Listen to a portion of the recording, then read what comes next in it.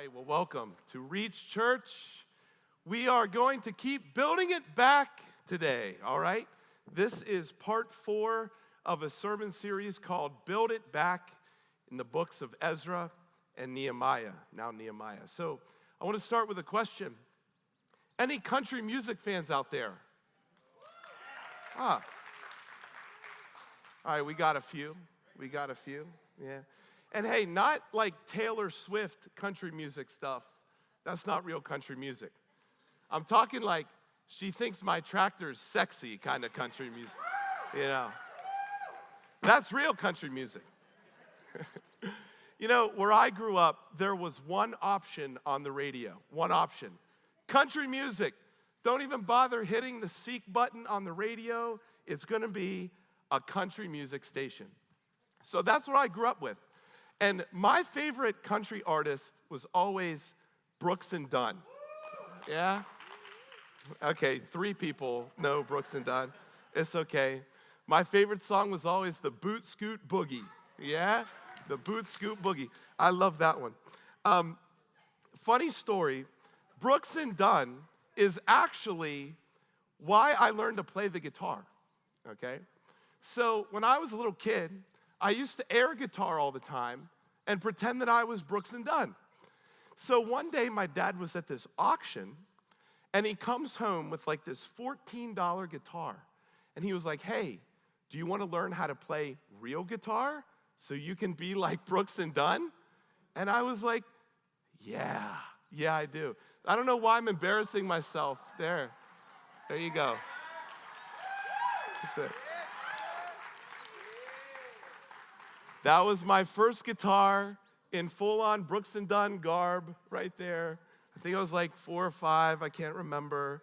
So I started guitar lessons a few weeks after I got my guitar. And I didn't really know how it was gonna go, but I quickly realized that I didn't really know what I got myself into, okay? My dad would sit up with me every single day for half an hour with my guitar and make me do scales for half an hour straight. Every day, I was like 5. My hand would be like cramping.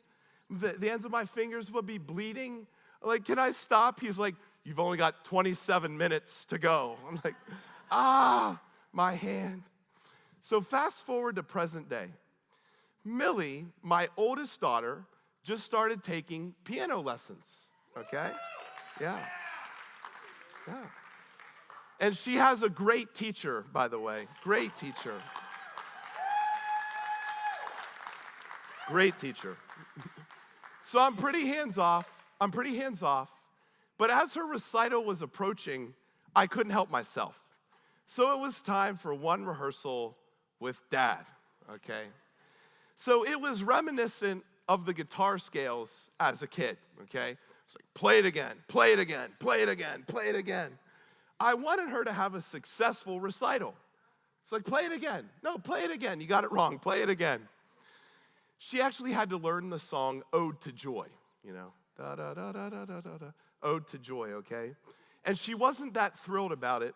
One of my favorite Millie quotes thus far, she says, Ode to Joy doesn't bring me much joy, okay? But I made her play Ode to Joy until there was joy coming out of her fingers. So I was like, play it again. We're gonna get this right. So we get to the recital, and she's actually right here. She starts Ode to Joy. She hits a da da da da da da da da da da da da da da da da da da da. Yay! Okay, we're good. Yeah, we got it. I wanted Millie to have a successful recital. But what did that actually mean? What did having a successful recital actually mean? Looking back on it, I realized that it was a successful recital even before it started. No matter the outcome of how she played every single note, she was always going to succeed in my eyes. There wasn't a bad note that she played. I was so proud of her. So this is the 4th message, like I said, of the series called Build It Back. And the title of today's message is, You will succeed. You will succeed. Look at somebody beside you and tell them, you will succeed. You will succeed. Now, y'all hesitated a bit before saying that. You're like, what kind of church is this? What's happening now? You will succeed.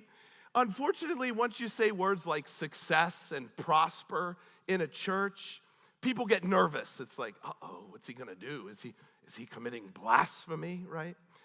And sometimes, we have a right to do that because these words have been misused and abused in the church a lot.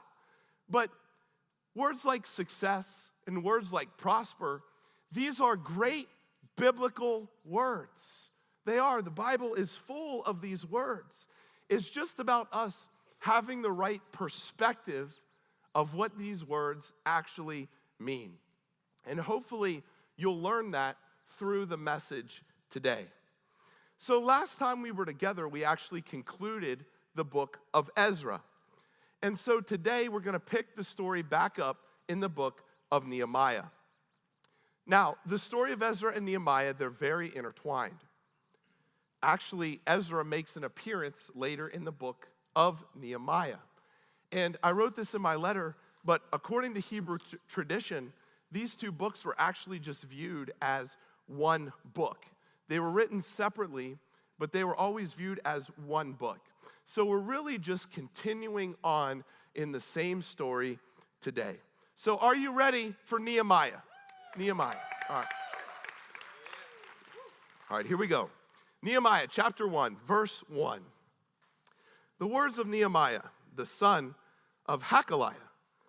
They always make their names rhyme or something, Maybe, what would it be? Skylar, son of Tyler. I should have named Millie Skylar. Now it happened, anyway. It happened in the month of Chislev in the 20th year, as I was in Susa, the citadel, that Hanani, one of my brothers, came with certain men from Judah. And I asked them concerning the Jews who escaped, who had survived the exile, and concerning Jerusalem. And they said to me, the remnant there in the province who had survived the exile is in great trouble and shame. The wall of Jerusalem is broken down, and its gates are destroyed by fire. As soon as I heard these words, I sat down and wept and mourned for days, and continued fasting and praying before the God of heaven.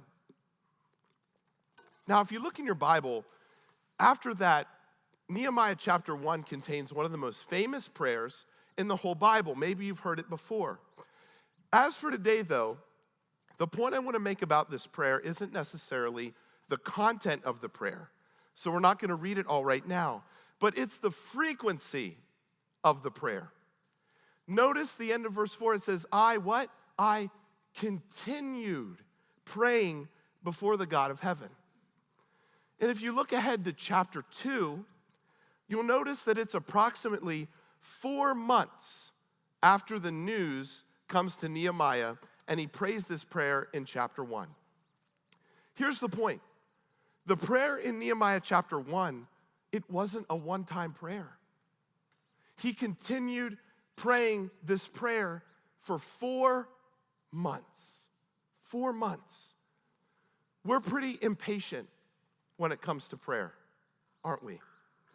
We pray for something for a while, and then we quit when we don't hear back. We just stop. Have you ever been placed on hold when you call somewhere? If you're like me, you last about 2 minutes, and then you hang up the phone, and you give up. That's kind of like our prayer life a lot of times, isn't it? If we don't hear back from God right away, we hang up and we stop praying. We either think the answer is no, maybe it's not God's will, or we just lose interest and we stop praying and give up. I grew up in the church during a time when everything was an acronym, So when I was in youth group, I learned about push prayer, P-U-S-H. Pray until something happens prayer. Pray until something happens.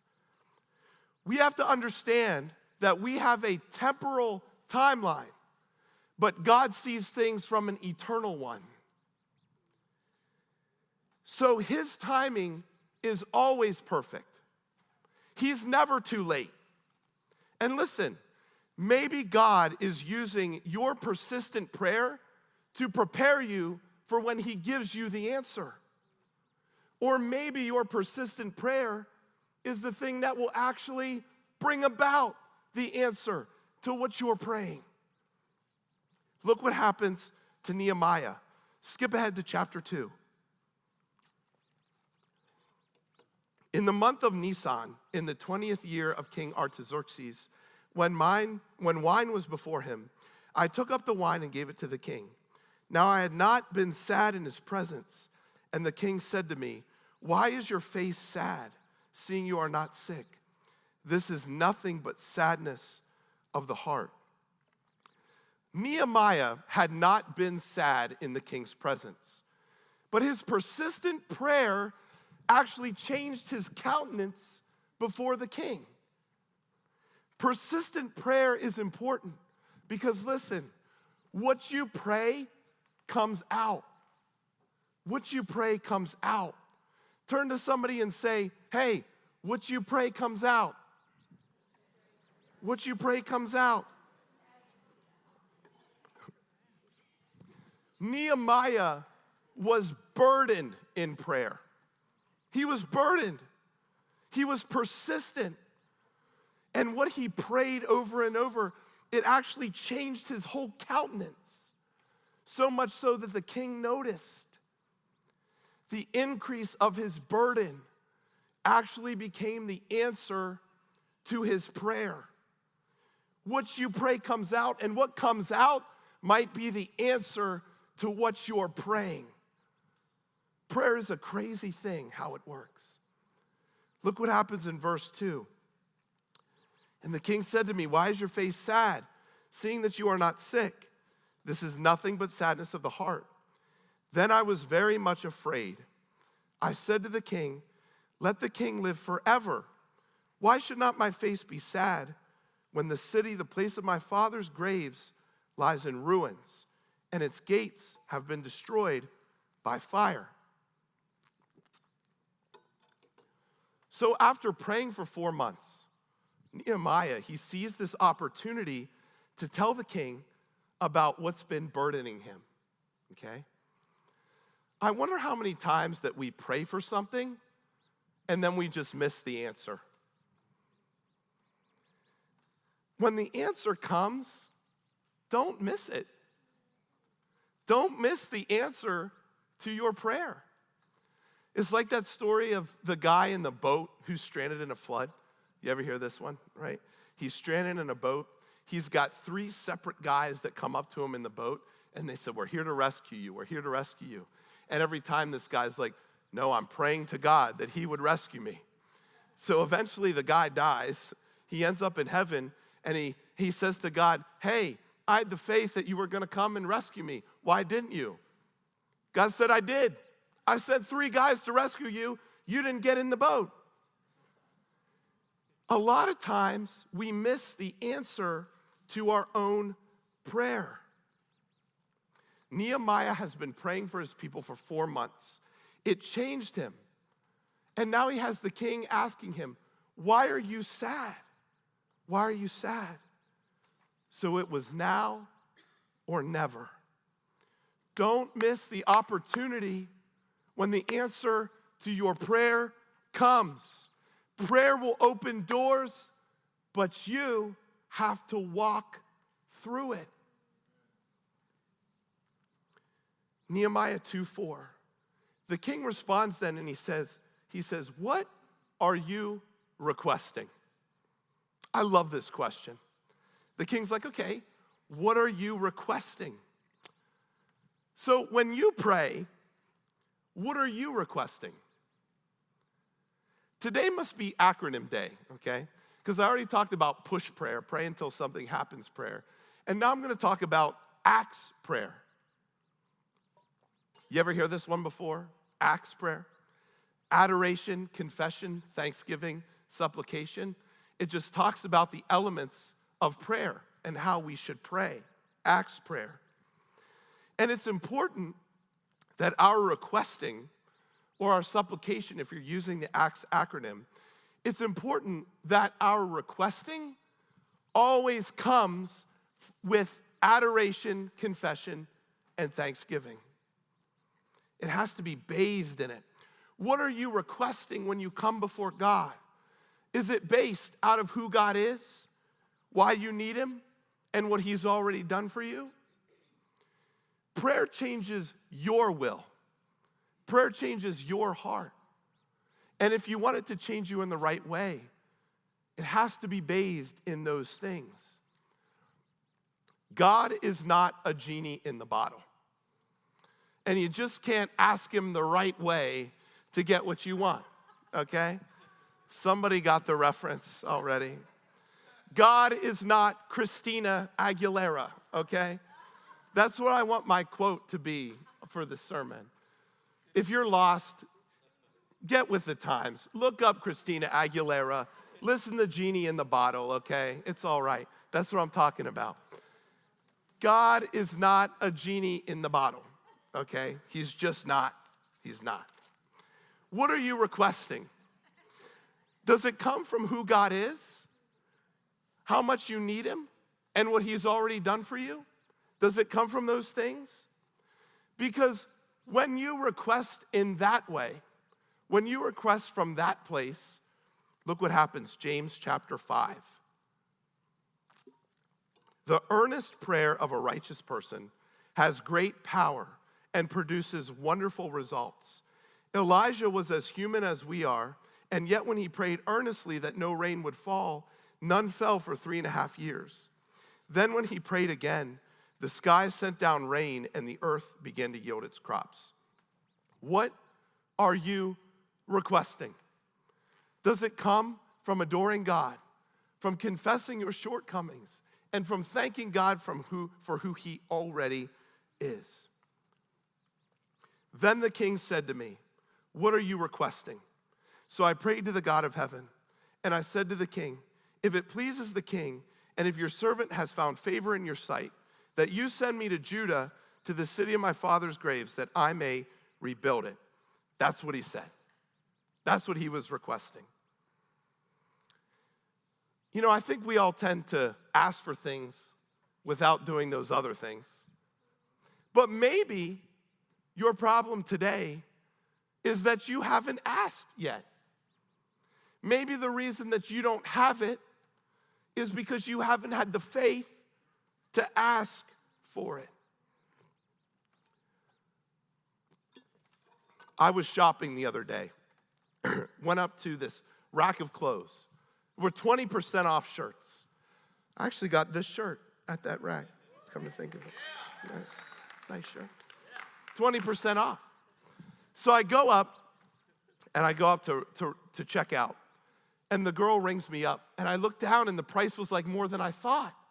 I was like, they must have been 20% off. So I just pay, and I walk out the door. I go out, and I tell Gwen, I said, I guess they weren't 20% off. She said, "Did you ask?" I said, "No, I just paid for it." She said, "Get back in there and ask." So I went back in, I took her my receipt, and she was like, "Oh, my mistake. Here, I'll re-ring you up." I would have never gotten the discount if I never asked. And if Gwen never said it. It's true. Maybe you don't have simply because you haven't asked for it. Ask for it. So many times we see in Scripture, ask and you will receive. It's all over the Bible. Adore him. Confess your sins. Thank him for what he's already done for you. And then just ask for it. Ask for it. Look what happens to Nehemiah. Verse 8, it says, "And the king granted me what I asked, for the good hand of my God was upon me." He gave me what I asked. Now, after Nehemiah receives what he asked for, he makes his way to Jerusalem. In verse 11, it says, "So I went to Jerusalem and was there 3 days. Then I arose in the night, and I and a few men with me. And I told no one what my God had put into my heart to do for Jerusalem. There was no animal with me but the one on which I rode. I went out by night by the valley gate to the dragon spring and to the dung gate. And I inspected the walls of Jerusalem that were broken down and its gates that had been destroyed by fire. Then I went on to the fountain gate into the king's pool. But there was no room for the animal that was under me to pass. Then I went up in the night by the valley and inspected the wall. And I turned back and entered by the valley gate, and so returned." As Nehemiah returns to Jerusalem, one of the first things he does is to inspect the wall. He inspects the wall. Some translations say he inspects the wall. Others say examine the wall. Others say he just viewed the wall. But regardless, the Hebrew word there, it means to look closely at something. Look closely. But the Hebrew word also means to look at it expectantly, with hope and patience. Isn't that cool? So when he looked and examined the walls, he wasn't just looking at it.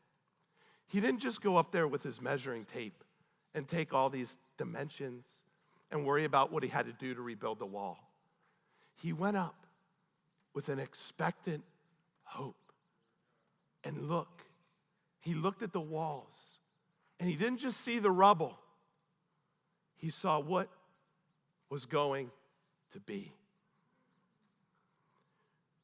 When you look at the ruins in your life, what do you see? When you look at the ruins in your life, hurts, mistakes, broken relationships, struggles and hard seasons, difficult situations, when you see those, what do you see? Do you see the ruin of what was? Or do you see the hope of what will be? So we do not lose heart. Though our outer self is wasting away, our inner self is being renewed day by day. For this light, momentary affliction is preparing for us an eternal weight of glory beyond all comparison. And we look not to the things that are seen, but to the things that are unseen.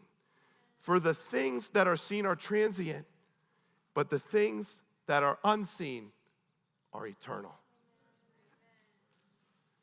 When there are ruins in your life, don't just see them as the ruins. See them as what God is preparing in you.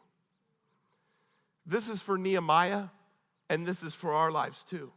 Listen, hope is the driving force of all rebuilding projects. Hope is the driving force of all rebuilding projects. One of the greatest chapters in the Bible, Romans chapter 8. For in this hope we were saved. Now hope that is seen is not hope, for who hopes for what he sees?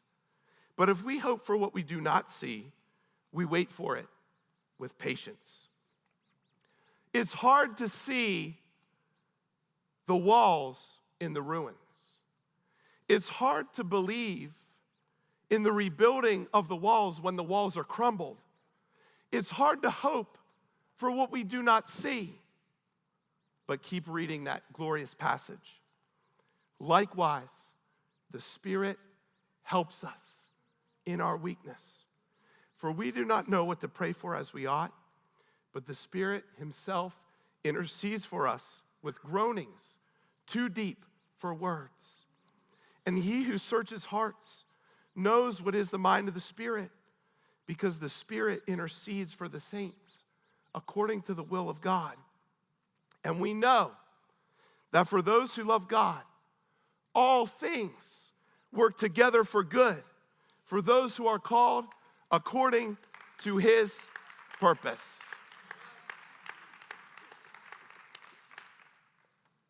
Listen, it may look like rubble now, but I have an expectant hope that God will turn the heap of rubble into a mighty wall.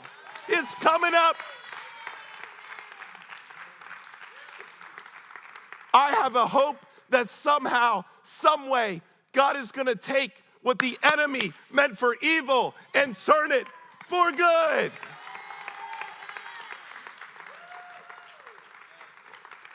Don't just look at the heap of rubble in your life. See what God can do in the rubble. It's coming back better than ever. He's going to build it back.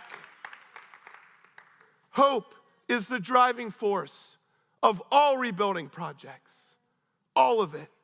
Hope for what you can't see and believe that God is going to use it for your good. Nehemiah chapter 2, verse 17. Then I said to them, you see the trouble we are in, how Jerusalem lies in ruins with its gates burned. Come, let us build the wall of Jerusalem, that we may no longer suffer derision. And I told them of the hand of my God that had been upon me for good, and also of the words that the king had spoken. And they said, let us rise up and build. So they strengthened their hands for the good work. Church, let us rise up and build. Let us rise up and build. Starting today, as we said, we're starting 21 days of prayer. Rise up and build.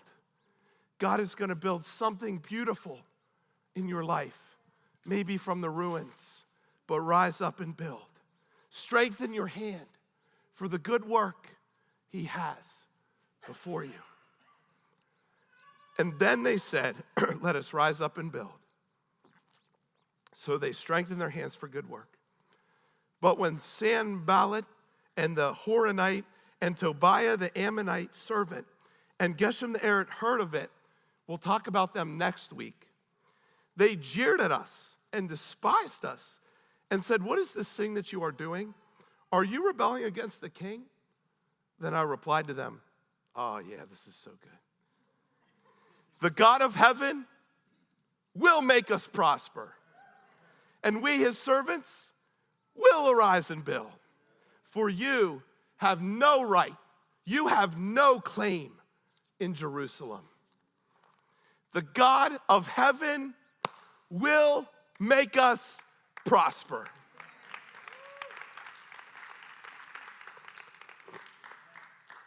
Now, when you hear the word prosper in English, it's usually associated with material things, with financial things, right? But the Hebrew word, it has a broader sense.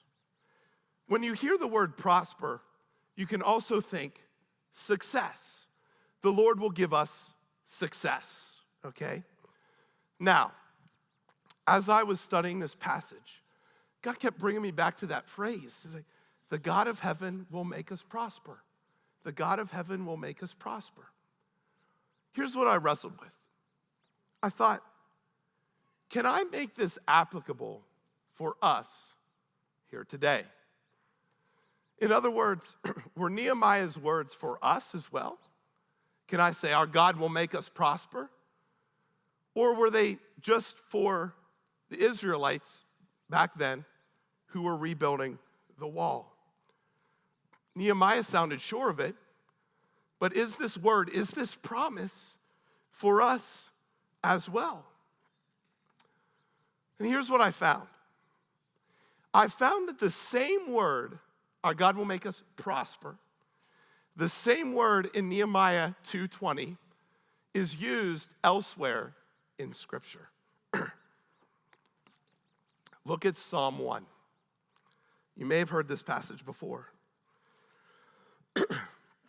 Blessed is the man who walks not in the counsel of the wicked, nor stands in the way of sinners, nor sits in the seat of scoffers. But his delight is in the law of the Lord. And on his law he meditates day and night. He is like a tree planted by streams of water that yields its fruit in season. And its leaf does not wither. In all that he does, he prospers. In all that he does, he prospers. It's the same word in Nehemiah 2:20. So it certainly sounds like this beautiful promise, God will make you prosper. It certainly sounds that it's not just for Nehemiah and the rebuilders of the wall, but it's for us here today.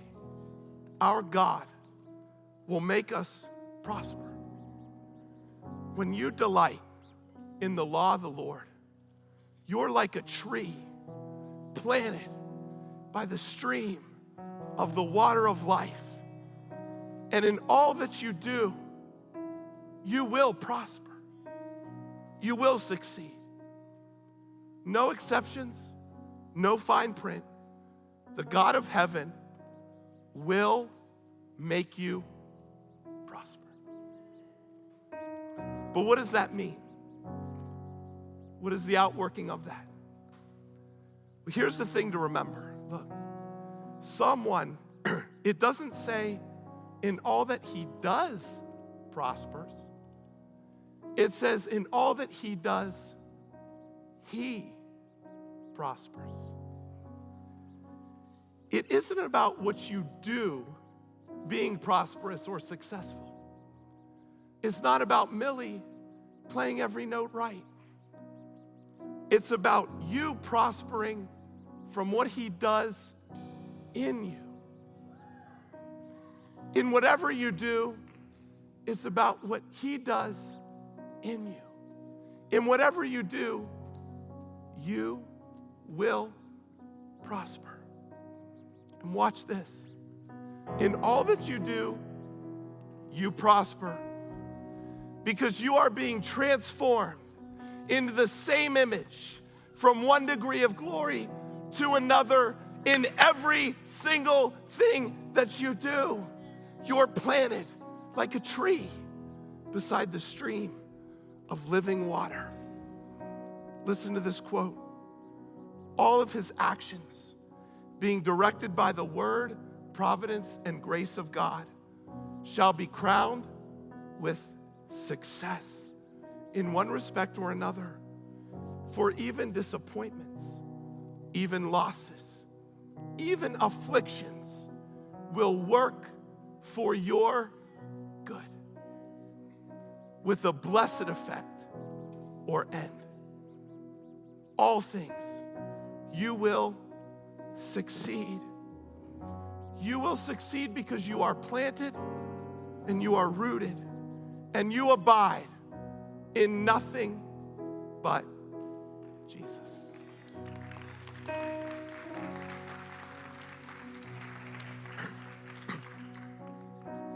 John chapter 15. Jesus said, I am the vine, you are the branches. Whoever abides in me and I in him, whoever is planted like a tree, he it is that bears much fruit. You could say he prospers. For apart from me, you can do nothing. If anyone does not abide in me, he is thrown away like a branch and withers. And the branches are gathered, thrown into the fire and burned. If you abide in me and my words in you, ask whatever you wish, and it will be done for you. By this, my Father is glorified, that you bear much fruit and prove to be my disciples. You will succeed. You will prosper. You will bear much fruit because you are rooted in the vine of Jesus himself.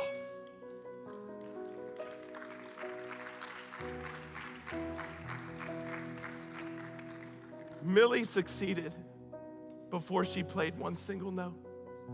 And you know what I think? I think Nehemiah and the rebuilders succeeded before they rebuilt one single wall. It was never really about the wall.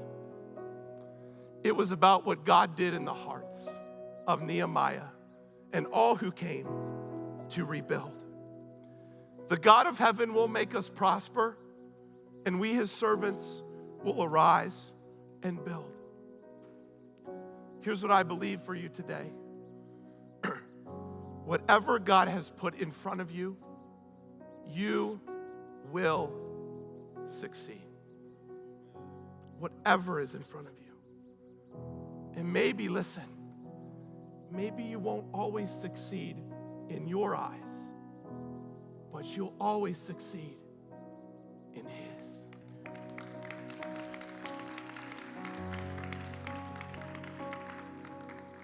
And so there's nothing to fear. Rise up and build. Rise up and do what he's called you to do, because in whatever you do, you will prosper and you will succeed.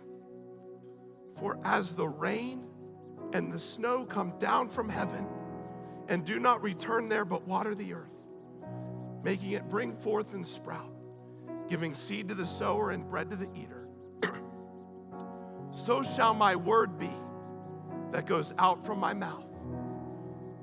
It shall not return to me empty, but it shall accomplish that which I purpose and shall succeed in the thing for which I sent it.